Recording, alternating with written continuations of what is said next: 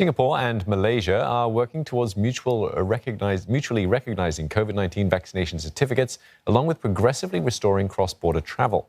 Foreign ministers from both sides have met in Putrajaya. Melissa Go with more. The hour-long meeting held here in Putrajaya was described as constructive.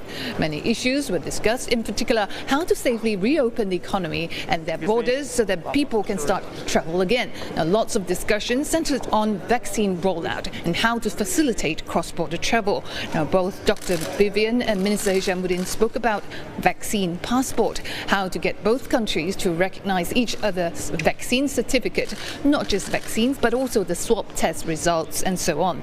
The detailed requirements, health protocol and the application process, and that takes time. On the policy side, we've come to some understanding, but on the operational side, we need to coordinate all the stakeholders. We need to speak to the state government with regards to Johor, Singapore travel. So all this needs to be coordinated. Now, while vaccine passport is a work in progress, details of which they hope will be announced by both countries' prime ministers when they meet at the annual leaders retreat hosted by Singapore later this year.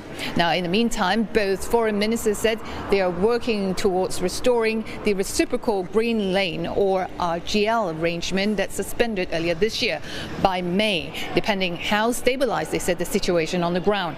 But while waiting for all these to be operationalized, both countries, they said, have agreed to facilitate compassionate travel between Malaysia and Singapore.